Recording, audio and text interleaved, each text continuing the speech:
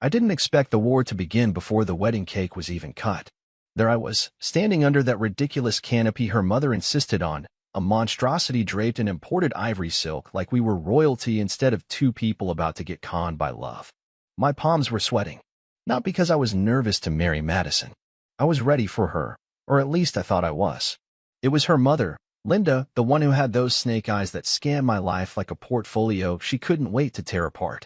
Linda strutted up to me like she was walking the Met Gala, lips tight in that surgically enhanced grin, diamonds flashing like warning signs. She leaned in close enough for me to smell her overpriced lavender perfume and venom. Then she dropped the grenade. Your parents don't belong at this wedding. I've already invited my friends to take their seats. Boom. That's what she said. With a smile. No shame. Like my family was some kind of dirt she was politely sweeping under the imported Persian rug.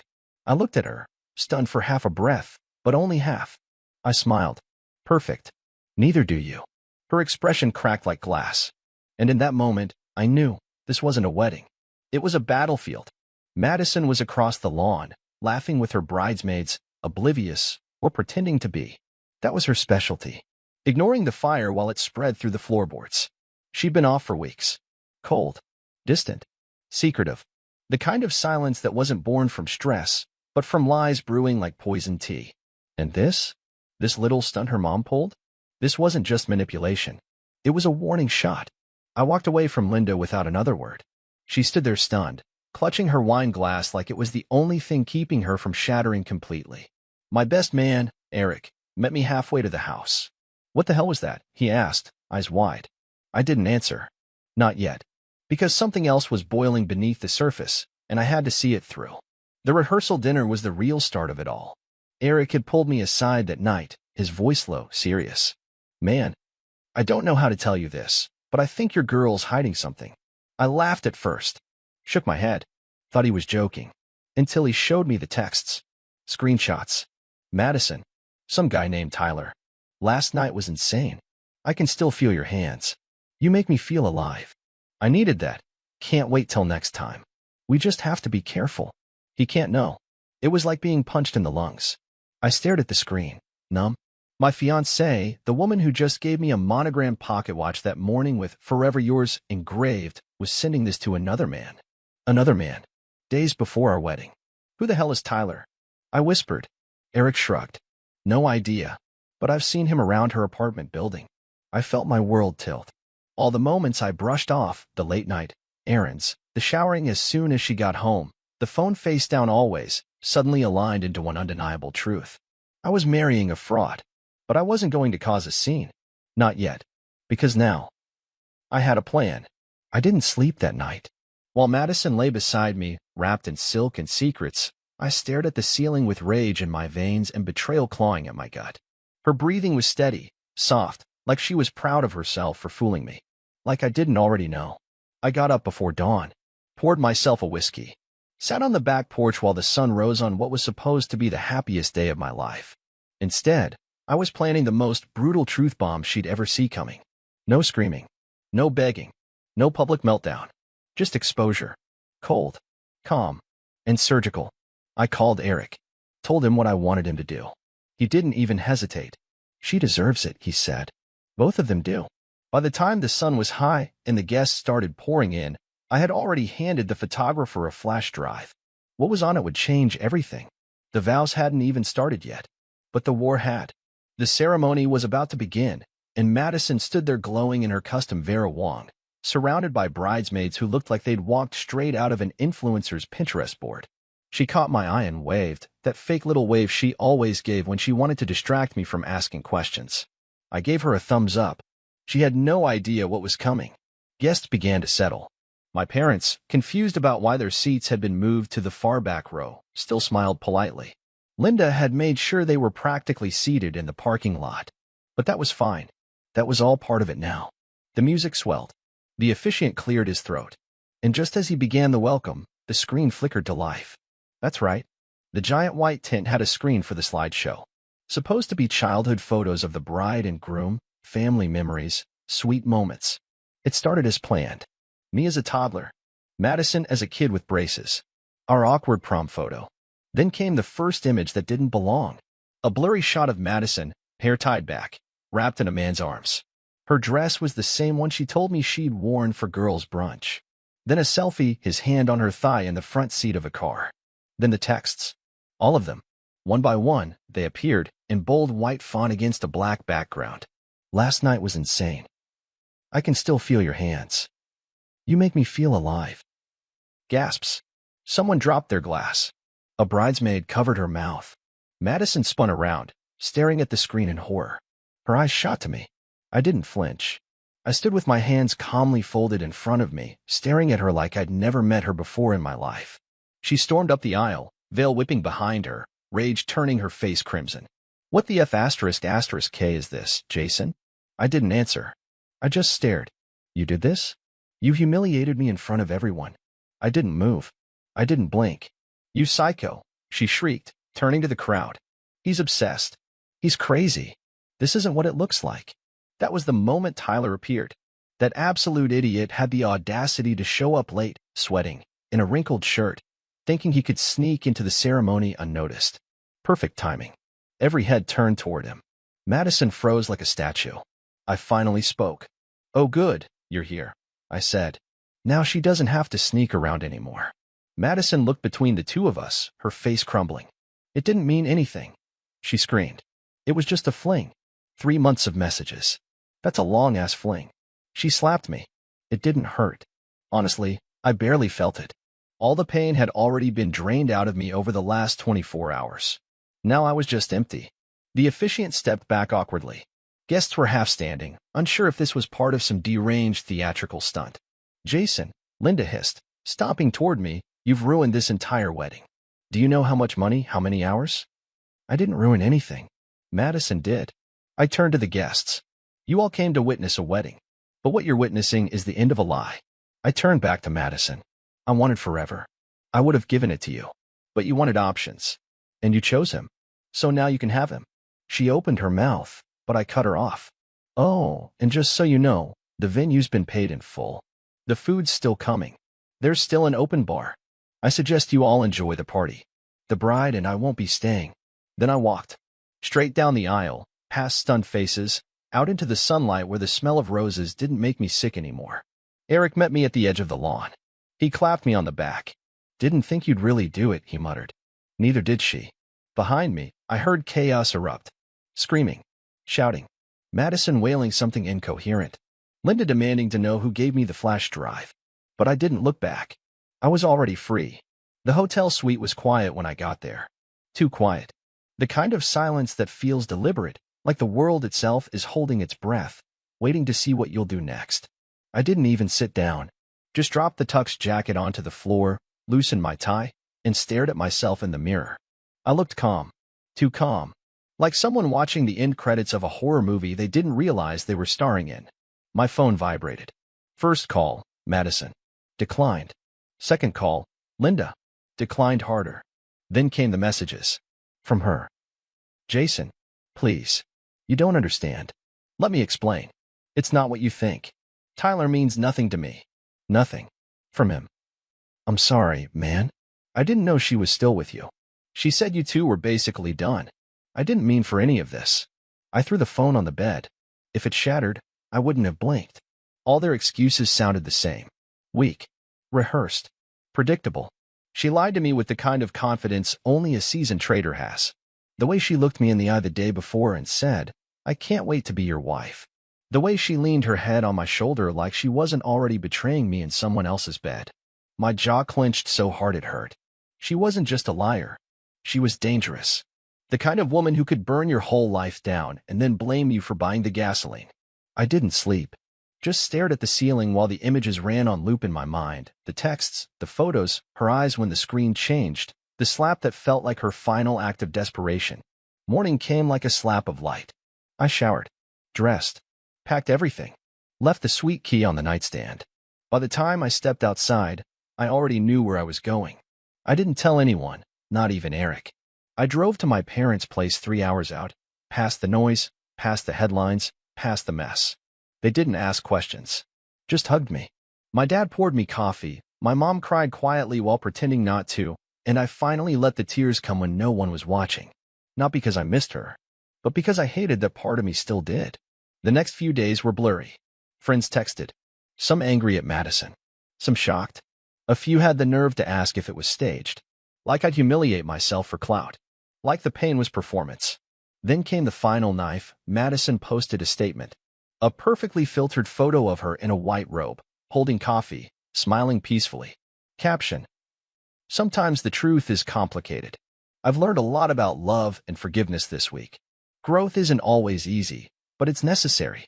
Thousands of likes, dozens of comments. You're so strong, queen. Don't let the haters bring you down. Men can't handle a real woman. It felt like the whole world was giving her a standing ovation for stabbing me in the back. I stared at the post, heart pounding. That was when I knew this wasn't just betrayal. It was strategy. She wanted sympathy. She wanted to twist the narrative into something digestible, something that painted her as the phoenix rising from the ashes of my pain. I didn't respond. Not publicly. But I kept everything. The texts, the photos, the timestamps, the receipts. Because I wasn't done. Not yet. She wanted war? She had no idea who she married. I reached out to a friend of mine, Mark Jacobs, an attorney with a sharp tongue and an even sharper memory. We went to college together. He was the kind of guy who never forgot a lie someone told him, even if it was 10 years ago in a crowded bar. I told him everything. Laid it all out. Every message, every photo, every disgraceful little detail. He didn't interrupt once. Just kept nodding, scribbling something on a yellow legal pad while sipping espresso like we were discussing a traffic ticket and not the implosion of my entire life. When I was finished, he looked up and said, "You ready to bury her?" That was all it took. Divorce papers were drawn up before she could even get her nails redone. I didn't ask for anything that wasn't mine, but I made damn sure she wasn't getting anything that wasn't hers. No spousal support. No joint accounts. I'd paid for 90% of the wedding, the apartment, the car, hell, even her gym membership where, ironically, she probably met Tyler. And now it was time to strip it all away, layer by layer, just like she stripped away every ounce of trust one ever gave her. She didn't take it well. When she was served, she called 13 times in a row. I finally picked up on the 14th. Her voice was shaking. "You can't be serious." "I'm not just serious," I said coldly. "I'm done." "You're not even going to talk to me first?" she snapped. "You're just throwing this away?" I laughed. I actually laughed. "You threw it away when you started playing house with that glorified background extra." "I'm just cleaning up the mess." There was a long pause. I could hear her breathing, could imagine her pacing, her hair tied up, biting the inside of her cheek like she always did when she was losing control. "You won't get sympathy from anyone," she hissed. "You humiliated me in front of everyone. My friends. My family." "That's the thing, Madison," I said. "You were never trying to marry me. You were trying to replace me." She hung up. Linda tried next. That woman had the audacity to send me an email. Subject, a final appeal. It was 3 paragraphs of passive-aggressive manipulation. She claimed I had overreacted, that passion makes people do irrational things, and that true forgiveness is the sign of a man worth marrying. She ended with, "I'm sure if your parents weren't seated so far back, this all could have been avoided." I didn't respond. I forwarded it to Mark and told him, if she ever contacted me again, to file a restraining order. Then I blocked them both. The truth is, cutting them off felt like sawing off a dead limb. Painful, but necessary to live. I started over slowly. I moved back into my old condo, put Madison's things in a box and left it at her sister's place. Eric came by and helped repaint the walls. We stripped the framed photos, repurposed the furniture, and played Nirvana way too loud. I picked up old hobbies. Started running again. Volunteered on weekends. I wasn't trying to distract myself. I was rebuilding myself. Not the guy she tried to mold into a background character in her story, but me. The man I was before I ever met that black hole in a white dress. Then something happened. One night, around 2 a.m., I got a knock on my door. I knew who it was before I even checked the peephole. She was standing there in sweatpants and an oversized hoodie, mascara smudged, eyes red. The confident, calculating Madison was gone. This woman looked broken. I opened the door, leaned against the frame, didn't say a word. She bit her lip, trembling. "I messed up." "No," I said. "You calculated. You manipulated.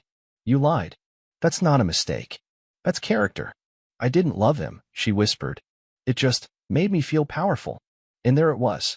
The raw, ugly truth. The one thing I knew but hadn't heard out loud until that moment. Power. She wanted control. She didn't want a husband, she wanted a mirror she could admire herself in. You should go, I said. She didn't beg. Just nodded, turned, and walked into the night like a ghost, realizing the haunting was over. I closed the door, locked it, and stood there for a long time. Then, for the first time in months, I exhaled. The days after that felt different. Lighter. Like I'd taken off a jacket soaked in gasoline and stepped out of a burning building without a single blister. For the first time in a long time, I wasn't waiting for the next betrayal. I wasn't second-guessing text messages or reading silence like a code. I was just living. Eating dinner without checking my phone. Sleeping through the night. Waking up without that pit in my chest. She tried once more. Of course she did. A letter. Handwritten. 8 pages long. Sent by mail, probably to bypass the block. It was chaos on paper. Apologies, accusations, compliments, even a poem. She said she loved me, she missed me, she wanted to start again from zero. She blamed Tyler. She blamed stress. She blamed me. She wrote, "You were too stable." I think I needed drama. I didn't finish reading it. Threw it in half and tossed it in the trash. There wasn't a single sentence in those pages that could glue back what she'd shattered. A month later, she was posting pictures with Tyler again. This time in Tulum. Sunsets and smiles and quotes about healing. I muted her everywhere. Not because I cared, but because it was like watching someone scribble lipstick over a crime scene and call it art. Meanwhile, I rebuilt. I started seeing people again slowly. Carefully. Guard up, but not locked. I wasn't hunting for revenge or looking to replace her. I was just reminding myself that there were women who didn't see love as leverage. Women who spoke honestly and didn't smile while they stabbed. It wasn't easy. The betrayal lingered like a bruise under the skin. Sometimes I'd hear a phrase or a laugh or see a red dress in a crowd, and I'd feel my chest tighten. But it passed. Each time, it passed quicker. One night, I met someone. Emily. She wasn't flashy. No designer bags, no obsession with status, no fake laughs at bad jokes. Just real. Present. Honest. I didn't tell her everything at first. How could I? The wound was still fresh, and dragging her into the aftermath felt unfair. But she was patient. Gentle. And when I finally told her what happened, every messy, humiliating detail, she didn't flinch. She just said, "I'm glad you walked away." That takes guts. It hit me harder than I expected. Because no one had said that before. Not even me. Months passed. One morning, I got a wedding invite in the mail. Madison and Tyler. I actually laughed when I saw it. Not a bitter laugh. Just a real one. Because of course she'd spin the story, reframe herself as the phoenix who rose from the ashes of the man who just didn't understand her. The invite went straight into the shredder. I wasn't angry. I wasn't even curious. Because I'd already won. Not by humiliating her. Not by walking out. But by not going back. By choosing peace over chaos. By becoming a man who could look in the mirror and not see shame, only scars. Scars that told a story, yes. But also proved I'd healed. Looking back, I realized Madison and her mother were two faces of the same disease, control wrapped in charm. One tried to replace my family, the other tried to replace me. They failed. And if there's anything I'd tell the next man standing where I once stood, it's this. Don't beg for respect. Don't argue with a lie. And when you see the truth, no matter how ugly, walk. And never look back. Because sometimes, walking away is the revenge. A year passed. Funny how time doesn't just heal, it reveals. What I thought was the worst thing to ever happen to me turned out to be the greatest escape I never planned. I saw it all more clearly with each passing month. Not just Madison and what she did, but me, the version of myself I'd allowed to shrink so she could shine. I'd been bending, constantly bending, to make her feel bigger. Canceling dinners with my parents because she wasn't in the mood. Pretending her coldness was just stress. Ignoring that every time she smiled in public, it cost me something in private. I was giving pieces of myself away, quietly, daily, until I had nothing left but a ring and a future filled with lies. But now, I was whole again. Emily was still around. She didn't push. She didn't try to fix me. She just existed beside me, and somehow that was enough. We cooked together. Laughed about dumb things. Argued sometimes, sure, but it wasn't war. It wasn't layered with manipulation. When she was angry, she told me. When she was happy, she didn't weaponize it. I used to think love was about surviving storms. Turns out, it's about not creating them in the first place. Then, one afternoon, I got a call from Eric. You sitting down? Do I need to be? He laughed nervously. Guess who just filed a lawsuit against her new husband? My heart dropped. Wait, Tyler. Yup. He's suing her for fraud. Claims she had debts, used his name to lease a car, and tried to get power of attorney over his real estate investments. I couldn't help it. I laughed. Not because it was funny, but because it was inevitable. The same chaos she once brewed in my life had found a new home. I hung up and stared at the ceiling for a while, letting the irony settle in. Madison hadn't changed. She'd just moved the battlefield. I should have felt vindicated. Maybe I did. But it wasn't satisfaction, it was sadness. Because I'd loved her once. Deeply. Stupidly. Enough to build a life on quicksand and pretend the cracks were just quirks. Now someone else was sinking, and the storm she carried was still alive. That's when it hit me. I didn't need to prove I was right. I was right. And I didn't need closure from her. The moment I walked out of that wedding, the moment I chose truth over illusion, that was the closure. Everything after that had just been noise. One night, I stood in front of the mirror again. No tuxedo this time. Just me. Clean. Quiet. Calm. And in the silence, I realized something. I was never afraid of being alone. I was afraid of being invisible inside a relationship, of loving someone who didn't know how to love me back. But now I knew better. I knew what love didn't look like. And sometimes, that's all you need to find what it does. It happened quietly. No grand finale. No final message. No last chance standoff. Just peace. One morning, I made coffee, looked out the window, and realized I hadn't thought about Madison in weeks. Not her face, not her voice, not the ache she once left behind. The pain that used to gnaw at my chest had faded into a scar I barely noticed. Not forgotten, just healed. Life had moved on. I moved on.